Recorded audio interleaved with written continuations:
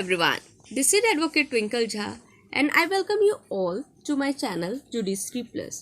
हम अपने चैनल पे Haryana urban control of rent and eviction act of 1973 की सीरीज रन कर रहे हैं, जो कि हरियाणा जुडिशरी के लिए एक इम्पॉर्टेंट सब्जेक्ट है। हमने ऑलरेडी सेक्शन 3 तक कवर कर लिया है और आपको उसकी वीडियो प्लेलिस्ट में मिल जाएगी और मैं उसकी लिंक डिस्क्रिप्शन बॉक्स में भी डाल दूंगी। तो अगर आपने अब तक वो वीडियो नहीं देखी है तो प्लीज़ गो एंड चेक। तो चलिए हम आज का लेक्चर स्टार्ट करते हैं। सेक्शन 4 हमें क्या बताता है? डिटर्मिनेशन ऑफ फेयर रेंट के बारे में बताता है। अब फेयर रेंट क्या होता है? वैसा रेंट जो लैंडलॉर्ड रिकवर करता है टेनेंट से, वो होता है फेयर रेंट। अब ये जो फेयर रेंट है वो डिटरमाइन कौन करता है? वो कंट्रोलर डिटरमाइन करता है। कंट्रोलर कब डिटरमाइन करेगा? On the application of tenant और लैंडलॉर्ड, या तो टेनेंट के एप्लीकेशन पे या तो लैंडलॉर्ड के एप्लीकेशन पे कंट्रोलर डिसाइड करेगा फेयर रेंट। और वो जो लैंडलॉर्ड है वो किसका होना चाहिए? या तो बिल्डिंग का या तो रेंटेड लैंड का। ये जो कंट्रोलर है वो before deciding the fair rent वो होल्ड करेगा इंक्वायरी और उसके बाद वो फिक्स करेगा रेंट जो भी उसको सही लगता है। और ये जो फेयर रेंट है ना, वो ऑपरेटिव कब से होगा? वो उस डेट ऑफ एप्लीकेशन से होगा जिस दिन वो एप्लीकेशन मेड की गई है कंट्रोलर को। ठीक है। अब क्लॉज 2 हमें क्या बताता है? क्लॉज 2 हमें ये बताता है कि जब कंट्रोलर फेयर रेंट डिसाइड करेगा ना, तो वो पहले क्या डिटरमाइन करेगा? वो बेसिक रेंट डिटरमाइन करेगा। ठीक है। और वो कैसे करेगा? क्लॉज क्या बोल रहा है? In respect of the building the construction whereof was completed on or before 31st day of December 1961 or land let out before the said date, the rent prevailing in the locality for similar building or rented land let out to a new tenant during the year 1962। वैसी building जिसका construction 31 दिसंबर 1961 से पहले हो गया है या जिसको let out कर दिया गया है 31 दिसंबर 1961 से पहले। ठीक है। तो वैसा रेंट जो प्रिवेल कर रहा था उस लोकेलिटी में उस वक्त 1961 के दिसंबर के टाइम में, या न्यू टेनेंसी कोई भी लगी थी 1962 ईयर में, तो उस वक्त जो रेंट प्रिवेल कर रहा था ना उस लोकेलिटी में, वही बेसिक रेंट कंसीडर कर लिया जाएगा। ठीक है। ये हमें क्लॉज ए बता रहा है।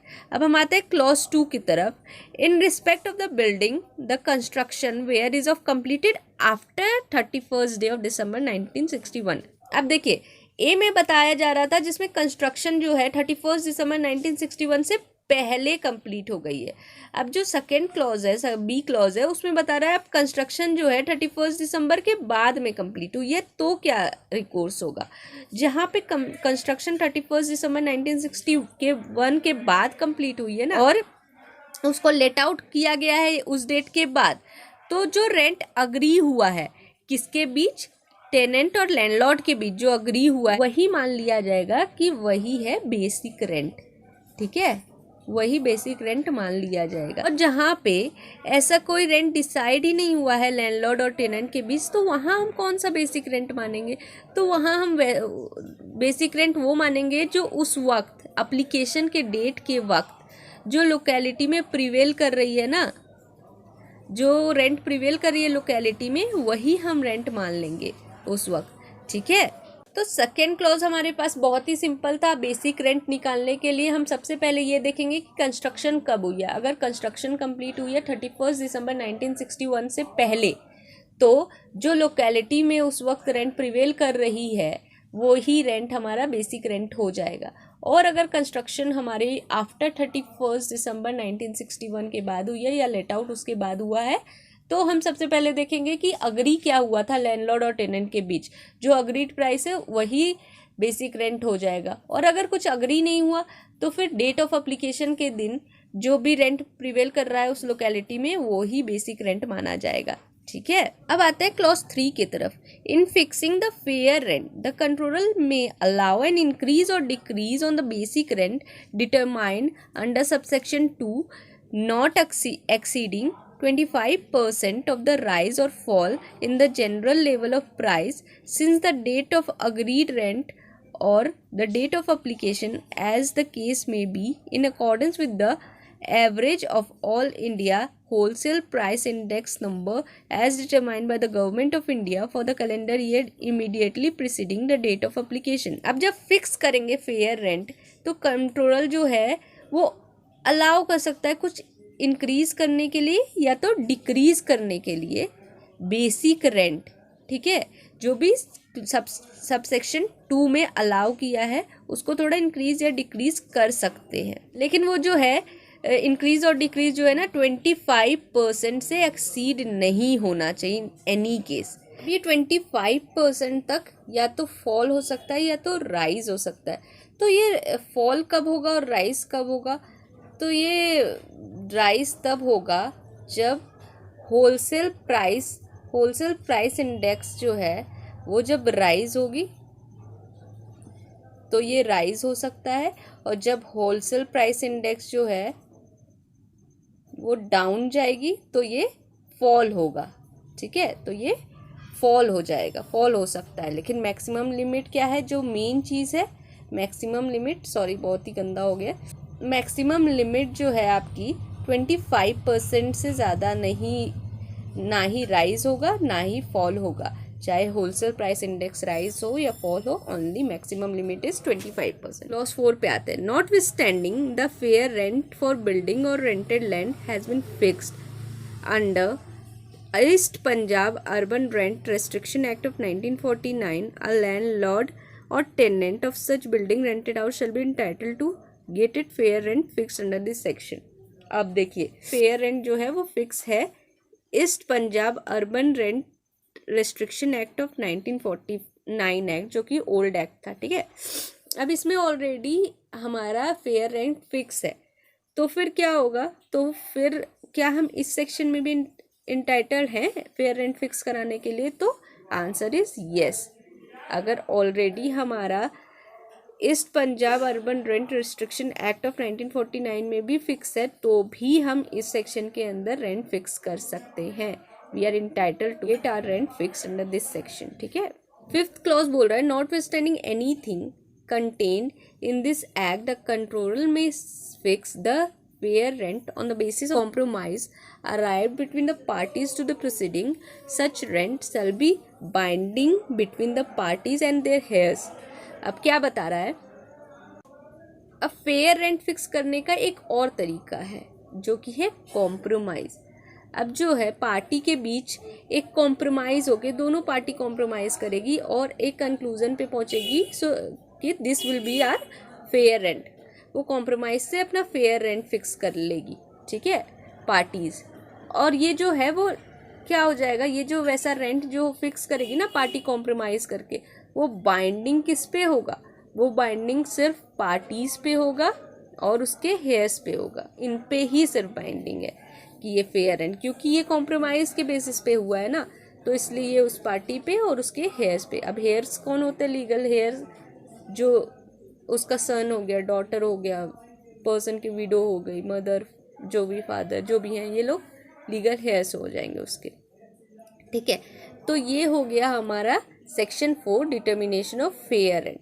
अब हम आते हैं अपने सेक्शन 5 पे, जो कि क्या बता रहा है, revision in fair rent in certain cases.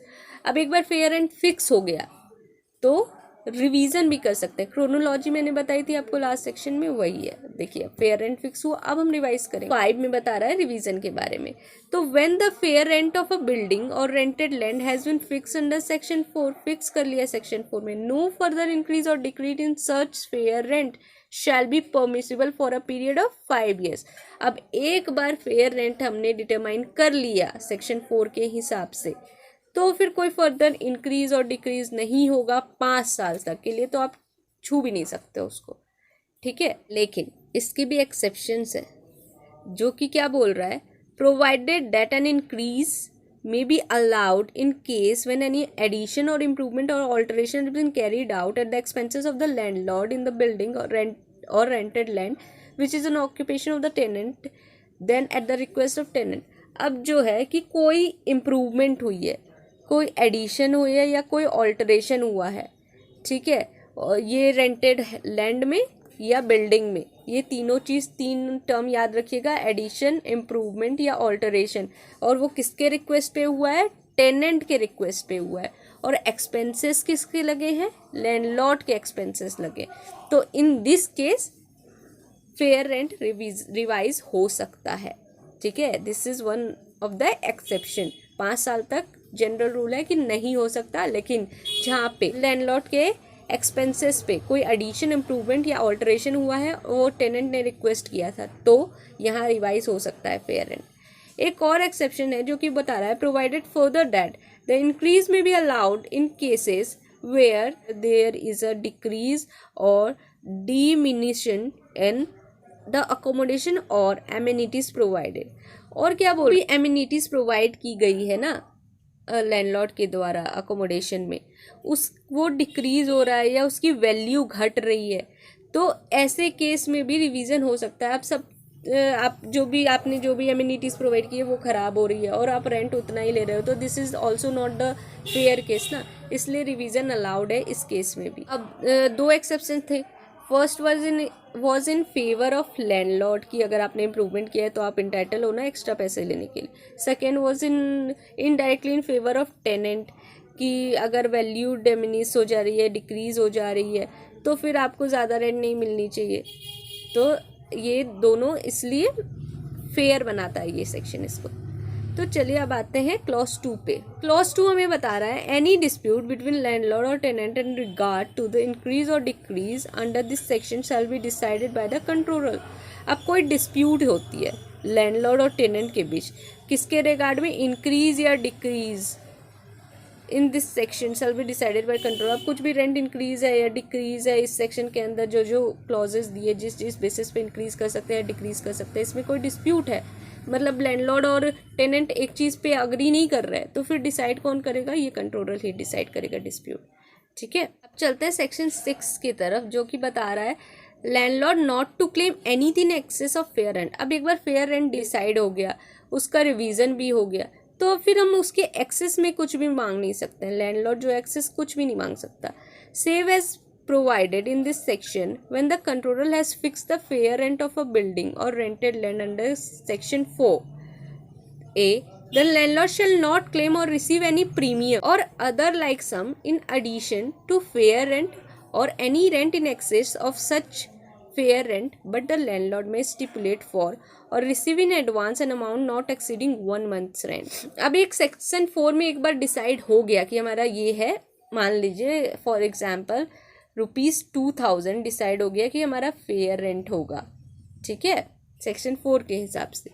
अब लैंडलॉर्ड जो है ना वो कुछ क्लेम नहीं कर सकता है एक्स्ट्रा, ना ही रिसीव कर सकता है कोई प्रीमियम या कोई अदर सम, कोई भी पैसे एक्स्ट्रा ऑफ ₹2000 वो नहीं डिमांड कर सकता है टेनेंट से। ठीक है, लेकिन जो लैंडलॉर्ड है वो 1 मंथ का जो रेंट है वो एडवांस में ले सकता है। जैसे जनरल चलता भी यही है कि जो भी लैंडलॉर्ड होते हैं वो एडवांस रेंट लेते हैं 1 महीने की। ठीक है, तो वैसे 1 महीने की एडवांस रेंट आप ले सकते हो, बट जो फेयर रेंट है वही ले सकते हो। उससे एक्सेस में आप 1 भी रुपये नहीं ले सकते, ना ही कोई प्रीमियम, ना ही कोई सम, ना कुछ भी क्लेम नहीं कर सकते हो। ठीक है, अब क्लॉज बी क्या बोल रहा है, any agreement for the payment of any sum in addition to the fair rent or rent in excess of such fair rent shall be null and void. अब कोई अग्रीमेंट कर ली लैंडलॉर्ड ने, अब जैसे आप जानते हो कि लैंडलॉर्ड जो है डोमिनेटिंग पोजीशन पे होता है टेनेंट के, तो उसने उस डोमिनेटिंग पोजीशन का यूज़ करके कोई अग्रीमेंट कर लिया टेनेंट के साथ, और उस अग्रीमेंट में ये लिखवा लिया कि आप एक्सेस ऑफ फेयर रेंट पे करोगे इन दिस फॉर्म और समथिंग, कुछ भी किसी भी फॉर्म में। तो वैसा जो भी अमाउंट है ना, जो भी एक्सेस ऑफ फेयर रेंट है, वो सारा अमाउंट नल एंड वॉइड हो जाएगा।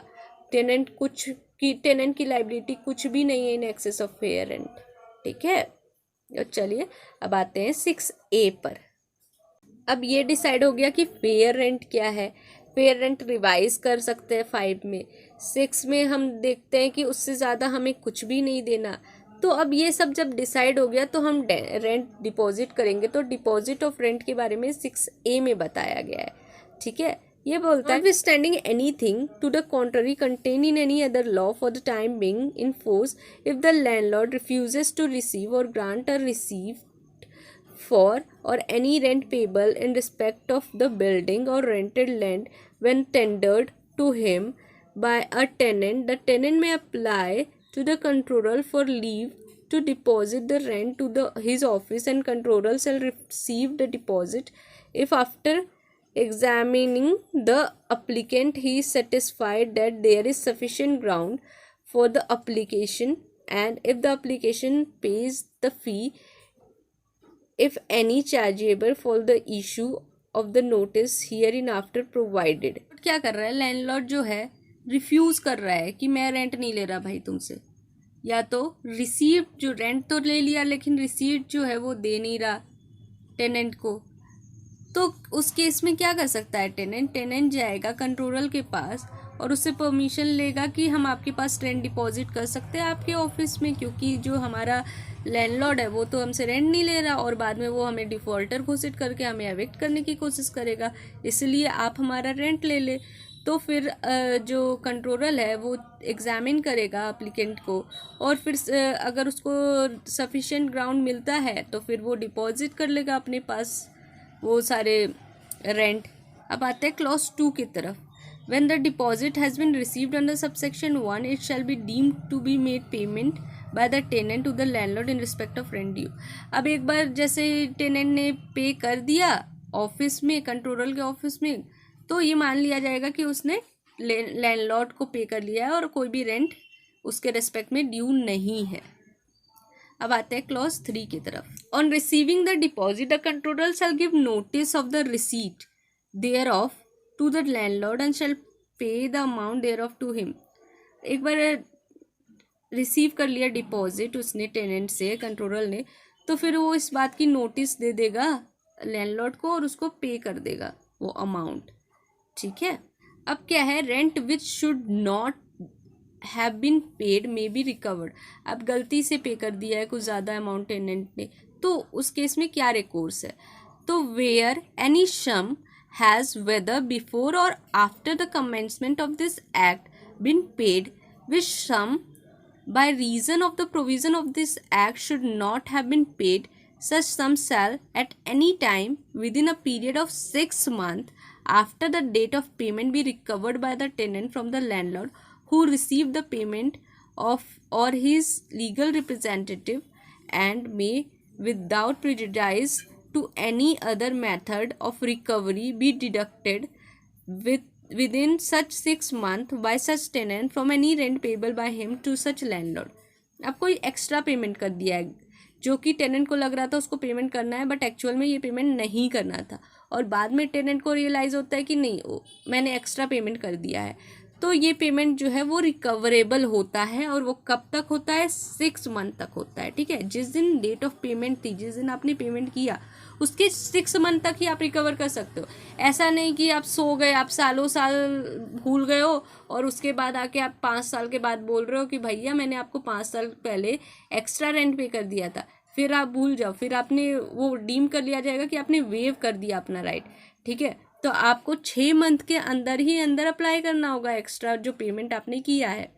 ये जो पेमेंट है वो आप कभी भी मेड कर सकते हो, चाहे आपने वो मेड किया हो, वो दिया हो लैंडलॉर्ड को एक्ट के कमेंसमेंट से पहले या एक्ट के कमेंसमेंट के बाद, तो आप 6 महीने की टाइम में आप अप्लाई कर दो कि मेरे जो एक्स्ट्रा पैसे मैंने गलती से दे दिए वो मुझे वापस कर दो, और जो है वो या तो लैंडलॉर्ड से वापस मांगेगा या तो उसके लीगल रिप्रेजेंटेटिव से ले सकता है। ठीक है, और वो क्या कर सकता है, वो कैसे ले सकता है, जो फर्दर उस आगे उसको रेंट पे करना है रेंट उसमें से डिडक्ट कर सकता है अपना एक्स्ट्रा अमाउंट और लेस करके अमाउंट दे सकता है लैंडलॉर्ड को। ठीक है, इसमें एक एक्सप्लेनेशन भी बता रहा है जो कि ये बता रहा है, in this section the expression legal representative has the same meaning as is assigned to it in the Code of Civil Procedure 1908 and include in the case of joint family property the joint family in which the deceased person was a member। ठीक है, यहाँ जो इस section में जो legal representative बताया गया है ना, यहाँ लीगल रिप्रेजेंटेटिव के बारे में बताया गया था, तो वो लीगल रिप्रेजेंटेटिव का मतलब क्या होगा, वो सेम मतलब है जो कि CPC में दे रखा है। CPC जो है code of civil procedure of 1908, उसमें जो दे रखा है वही सेम मीनिंग है लीगल रिप्रेजेंटेटिव का। और इसमें इंक्लूड क्या होता है, इसमें इंक्लूड होता है जॉइंट फैमिली के केस में जो डिसीज पर्सन है, जो पर्सन मर गया है, वो भी अगर मेंबर था ना, वो भी माना जाएगा लीगल रिप्रेजेंटेटिव। लीगल रिप्रेजेंटेटिव जो है CPC के अंदर जो कवर करते हैं वो है, प्लस जॉइंट फैमिली के प्रॉपर्टी के केस में जॉइंट फैमिली मेंबर भी इसमें कवर हो जाएगा। सो आज के लिए इतना ही रखते हैं, तो हम मिलेंगे अपने अगले सेशन में जहाँ की हम डिस्कस करेंगे सेक्शन 8 ऑनवर्ड्स। तो अगर आपको कोई भी डाउट है इस सेशन के एनी सेक्शन को लेकर या प्रीवियस सेशन के एनी सेक्शन को लेकर, तो प्लीज़ आप मुझे कमेंट सेक्शन में कमेंट करके बता सकते हैं, तो मैं अगले सेशन में उस सेक्शन को फिर से कवर कर लूँगी। और प्लीज़ आप ये भी बताएं कि आपको ये लेक्चर कैसा लगा। So this is all for today. This is Advocate Twinkle Jha signing off today's session. Thank you.